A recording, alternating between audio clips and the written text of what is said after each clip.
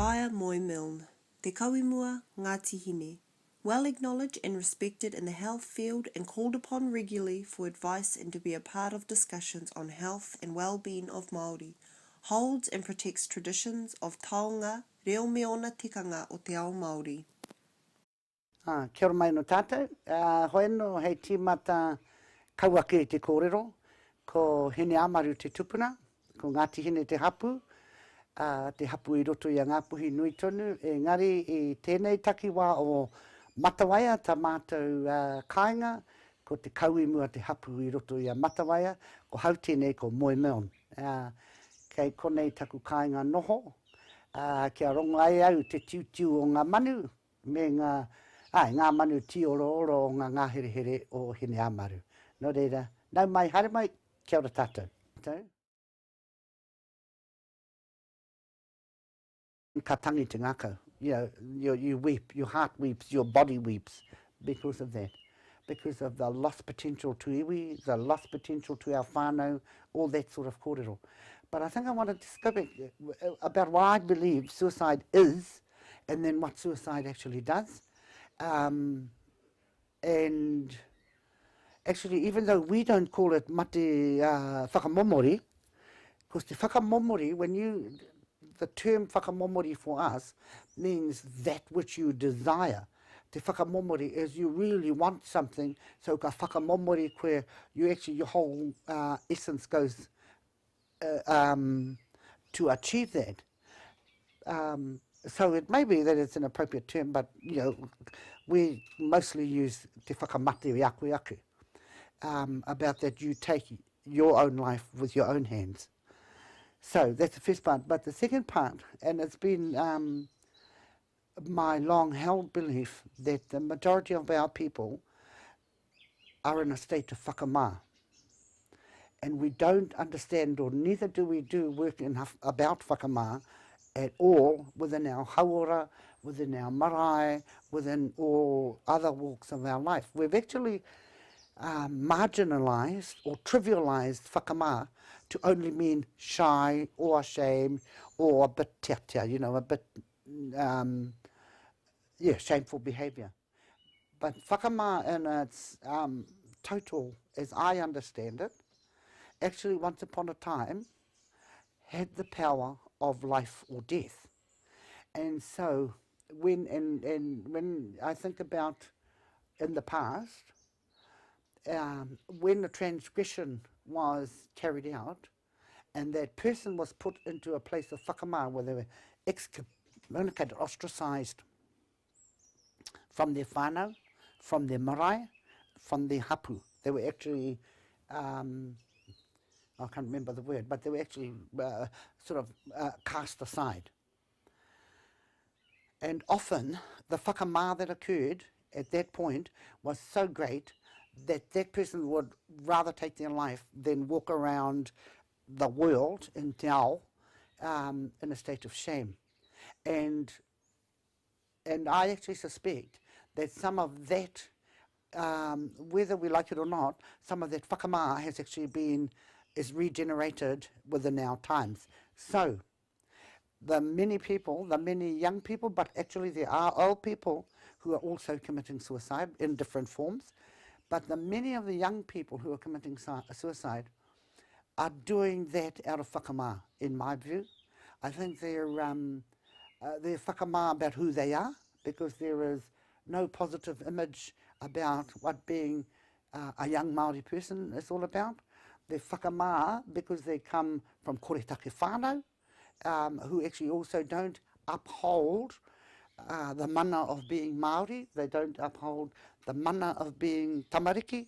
They don't uphold all the essences of being proud Māori within their whānau. And part of that is because they don't know how to do it, because we've been so deprived of knowledge and power. And then for the young people comes now the lack of rites of passage. In the past, again, and I'll keep talking about the past, and then I'll talk about like now, because in the past there were actually specific things that were required, both of tāne Māori, taitama tāne, and taitama wahine. And now we've lost that. We've actually lost that time of the rites of passage. So we, the parents, and we, the grandparents, are starting to treat our young people as they are trying to navigate the stormy waters of the transition from adolescence into adulthood. We actually talk about that period of time as if it's problematic all the time. So we put a lot of blame, of shame, of unacceptance onto our young people, rather than think about how do we help them navigate that. Because in the past there were tikanga, there were absolute tikanga, there were processes that allowed that young child to go from adolescence into the responsibilities of young adulthood. And we've actually lost that now. We actually don't even do that. We've lost confidence in how we should do that. So young people start off with, they go to their papa, they go to their tupuna, they go to their parents to say, what does this mean? And actually their parents and their grandparents and their older other elders say, oh, I don't really know. And so they're left in a state of, so who is the keeper of my knowledge? Who can I depend on? Who's my piringa poho? That's a lovely saying in Te Ao Māori, piringa poho. Whose is the breast that I may lay my head on to rest when I need to just have a break to begin to understand my world? And so whakamā, that deep whakamā, or the deep shame about having no language, having no identity, having no purposeful processes, and not being able to depend on your whānau and your mātua, your kaumātua and other elders around, has actually been the genesis, in my view, of a shame. And that's from the young people's point of view. And I think that one of the mistakes we make around how do we prevent it is everybody goes in and treats it like a disease state rather than thinking about he hanga mea he whakanui wa tātou taitamariki. Because we've actually got some really onto it young people out there, but we've actually managed to, we've got so mixed up and meshed up in tikanga Pākehā, tikanga Māori, that we're actually never ever sure or confident. Now this is now to take the whakamā into the role of the parent, and how when the child comes and says, matua, what do I do about this problem in my life? And the matua says, I don't know. Or the young person says, when am I going to take my turn to do the whai kōrero? When am I going to take my turn to do the mihi? When am I going to, all those sorts of things. And the father says, or the parent says, don't know, because I don't know it. And then the whakamā then transfers to those parents who can't provide the best for their children. The best, so even they will, you hear the kōrero, oh, it's the best that I know how. But often the best that they know how is the best that they've picked up along the way, because they haven't been taught, or they haven't actually been given opportunities to grow knowledge and to be able to care for that knowledge, so that when they pass it over to their children, that the children see it's a gift rather than a right. And that's why those rites of passage things are important. And so the parents, e noho ana, I roto te whakamā, they sit within that whakamā, that shame, because they're not able to take the next step. I actually think that what we don't do enough of, or have enough kōrero about, so we go to the elders, or our kaumātua, we go to them and expect that they're going to give us the answers, and expect that they know what has happened. But nobody's actually dealt or talked about their whakamā.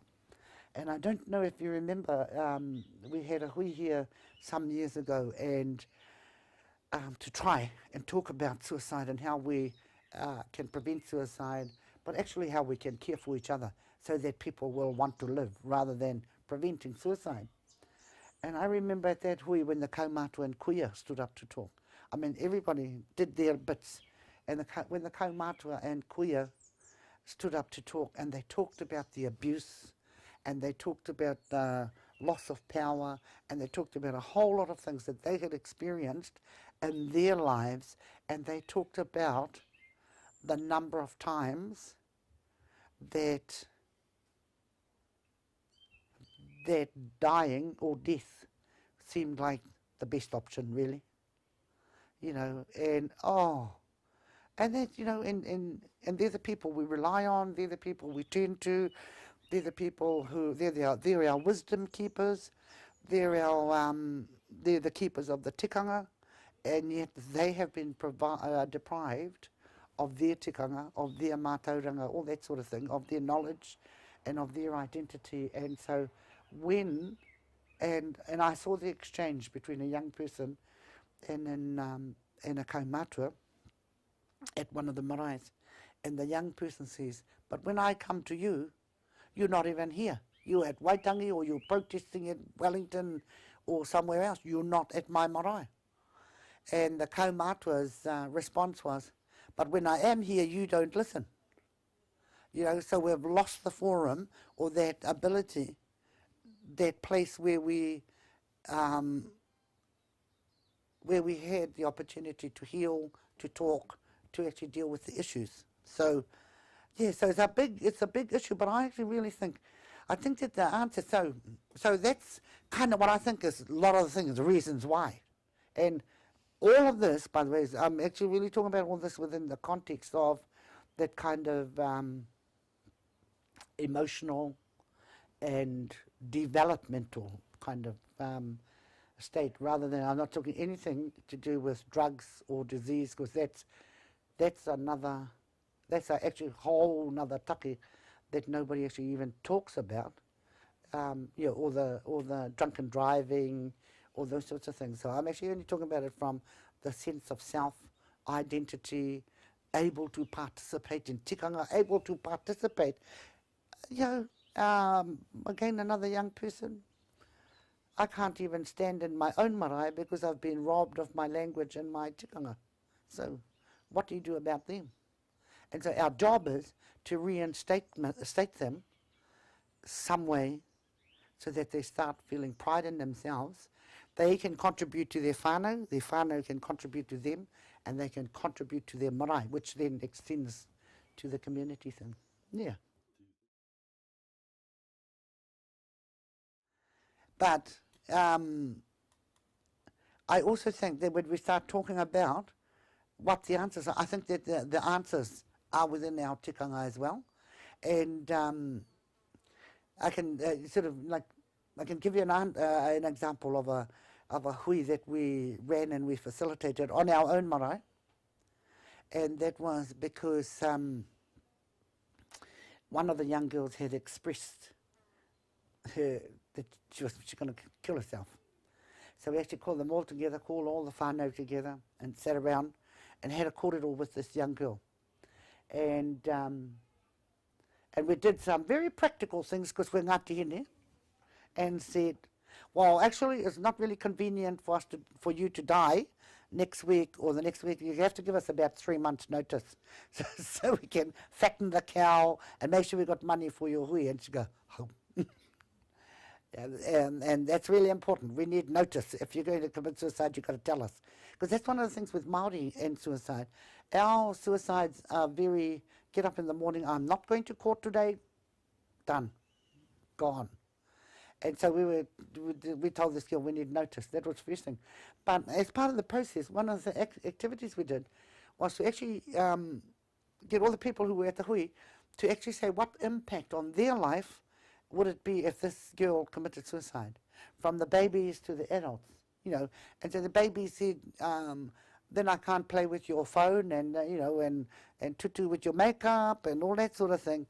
through to the adults being able to say, you're part of our whakapapa, and there's a whole lot of whakapapa and things have been vested in you, and how precious you are, because from you flows another generation type of thing, to make her feel important, that her role in the whānau, was just as important as the baby's role and as the kaumātua's role, and that she had a real place to play. She wasn't just, the lovely young girl. She actually had a role to play in the wellness of that whānau.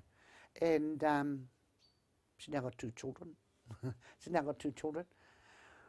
So, we've got to think about, when we're talking about how do we keep our people alive, it's got to be purposeful.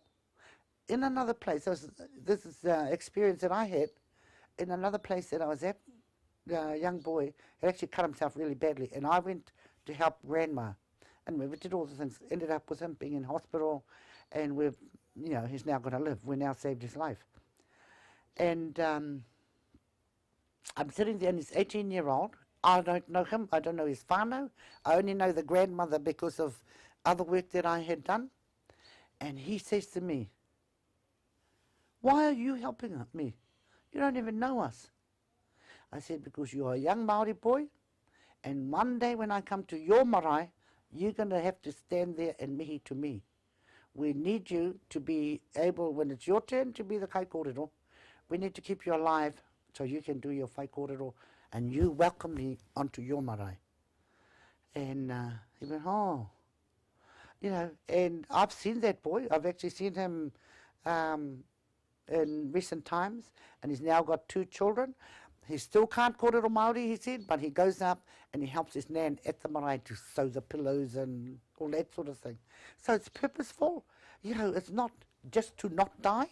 It's actually because you're important to our whānau. And so I think we've got to go back to, when I'm talking about whakamā, I think we've got to go back to, even though there's so many things that we need to address, but actually we've got to go back to, you're really important to me, and you're really important to our whānau, and I'm really important to you. And so if you die, or you take your own life, or you do other things, actually it's going to have a huge impact on me and my potential within my whānau and your potential within our whānau, until our kids start realising, because I think we've actually moved away from that as whānau. Just kind of, we treat people, we think we're being loving and kind, but it's actually now been redesigned and if we had if this was a picture, we would be painting in different colours from what our ancestors did, because we have a different understanding, and we're not the all-encompassing safe places that our children and our parents and our grandparents need to, we're not, we have difficulty exercising piringa poho, the place where you can come and rely on being nurtured, cared for, and all that sort of thing.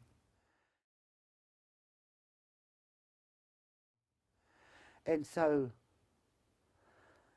with the impact of suicide on the whānau is huge. Is absolutely huge. All of us. You see, and that's the sad thing. Every Māori whānau has had an experience of suicide in some form or another, and because whether that's your close relative or your further out relative, the impact still comes back to you, because there's an impact on whakapapa, there's an impact on community, there's an impact, if it's your whānau or my whānau, it's still got an impact on you. And we now, actually we mostly don't know how to deal with that impact, because we've become Pākehāwhaied in our thinking. More, I remember when we were at Motatau actually, and we had the hui, and one of the women there, her daughter had committed suicide. And so she was still in the time of trauma.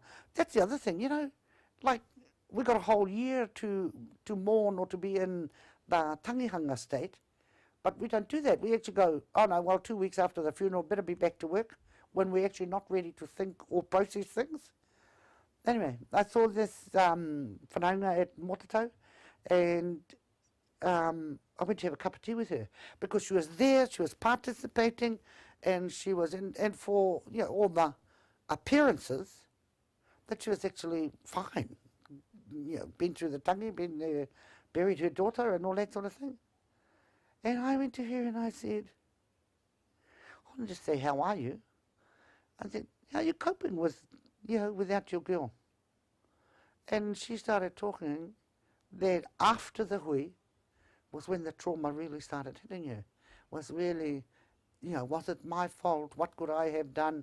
All of that kōrero. But not only that, was the gap that actually existed because her girl wasn't there anymore. It was the turning around and she's not there. And having all the wider things happening, the visits, the trying to contact her mother spiritually to come and intervene on her behalf because that was the only thing that she knew that she had confidence in. Actually, now that woman is one of the healers. She's actually now, because when she learned how to do her healing through the spiritual pathways, she now assists others to do it enei, because the impact on her and her whānau and her community see, because some people, there's a lot of discrimination about it too.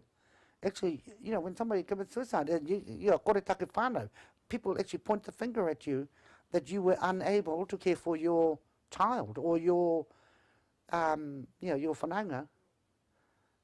And yes, there is a lot of that, but you can't care for them because the way of caring for them has now changed. And I wrote, kei roto I te kōrero he rongoa. Talking is a rongoa. Talk about it. Everybody could talk about it. Because that's how we deal with things. And then if you have the hui to talk about it, then everybody can keep an eye. When we did that big hui at Pipua all those years ago, one of the things that I did during the hui was, so there were actually a few in there that had been considering or had been thinking about suicide sometime before. So I paired them up during the hui because we didn't want to, put them at risk or anything. But I paired them up so they always had a mate with them the whole time. But actually the mate not only to keep an eye on them, because who wants that? The mate was also for them to have a kōrero to themselves about what was going on and how they felt and their view of where they were within the world. Yeah. So it was we need to talk. And it would be, and I say this because it's my belief, but I know that it's not often what's practical. We go across to Canada and to America, and everybody, the Indians talk about the healing circles. Well, we've got healing wharehui, and we don't do enough of the healing stuff within our wharehui. Because nowadays, again, we're very well colonized, We've got a half-hour pōwhiri and quick cup of tea, then off you go type of thing. I'm like, e pēhei putai te take. How can you actually talk when we're in this environment that says, get on with it, you got an hour and that's it. Whereas, if you want to talk about, because one of the other things, and talking about, this is now with the healers, talking about suicide, when they do the healing, and when we've got, and I've actually, not a lot, but sent people to healers, and they'll do the spiritual journey, and they find that actually that suicide occurred sometime back in the whakapapa, and they go back there and start healing the person maybe 5 generations back, when the first hara occurred and when the first life was taken by that in their whānau by themselves. Now, some of the implications of that are pretty kind of scary, because that person, when they find it, there is actually a whole lot of, our whakapapa comes down like that and then comes in again to you and then goes out again. And so there are a lot of people. So that's one of the ways, in my view, that's one of the ways in. If you go back in the whakapapa, and then you see that that's where the original thing occurred, and you start healing from there back. What you can do is then put it into all the associated whānau. So from that person might be, that I'm one of the uri whakatupu, you're the other one, so-and-so over there's another one, all those families descend from that tupuna. So you could do a program that reinstates all the mana back into those whānau from that tupuna. So yeah, I think we should talk about it. I think we should talk about it all the time, and so that we can give good care to our people. It's kind of a lost art. I actually absolutely believe that resilience lies within the whānau. I actually absolutely believe that our young people, I'm absolutely of the opinion that we shouldn't be separating off our young people. See, we're now starting to talk, children, young people, adults, and old people, rather than whānau. So if we're talking whānau, we don't separate them off. Although there are times, and young people in particular, when young people should be separated off so they can do their rites of passage, so they can do their little wānanga, all that sort of thing. But I just think that absolutely without question, the resilience of that young person resides within the whānau. Now, it actually resides in, and I have to tell you that my belief is, irrespective of what that whānau looks like, so it might be the black power whānau, or it might be the Matawai whānau like us, or it might be the Auckland whānau, there's, flash and no reo and all this. It doesn't matter what the whānau looks like. The wellness or the oranga of that young person is vested in that whānau. I think that our jobs are or what we can contribute is, to let the whānau know that everybody's important within their whānau, that somehow we've got to get messages across to people, that everybody in your whānau, the good ones, the ugly ones, the handsome ones, they're still part of your whānau. And, I remember one day, my mother was the best at doing that. Everybody and anybody came and stayed with us. So, one day, 1 month, 1 year, some of them. And at one point, we had a whole lot of crooks, all the criminals, staying with us. And blimmin' go boozing, you get their benefit on the Thursday, and off they go. And I'd stay out waiting for them, and give us $10 for some milk and bread for the house, for all of us. Anyway, one day I got frustrated and I said to my mother, kick him out. I'm sick of them. Kick them out. And her response to me was, the only thing that you kick out of your house is the dog. That person, doesn't matter who they are, where they're at, they're your whānau and they're your whānau. And you don't kick them out, even no matter how sick of them you get. Oh, well, I said, well, in that case, I'm going to continue to be there with my hand like that, $10 for bread and milk. But, so she was of the view that if you were whānau, good or bad, or ugly, or whatever, that you had a role to play within this group of people, within our whānau. And I have to say, there have been times when I've been very, very grateful to have those crooks. Those crooks around in our whānau. They know how to quickly change wheels and open your car when it's locked. There's a few of them. But, yeah, so the resilience has to be within the whānau. And we need to be really focusing on working with our whānau and being active about whānau, recognising. Because, within whānau groups, there's all these talented, blimmin', skilled, tūmeke people. They're really, the young ones, and we were talking about that, actually, last night when we were having a kai, we were actually talking about all these sort of youngies doing the different things that are happening at the moment. And I got a young girl who's coming to me for some whai kōrero for her, and she says, all confident, eh? 17-year-old. She says, Whaea, you know what I really want to do? And I said, what do you really want to do? She says, I want to heal our reo. I want to, I want to do all this stuff.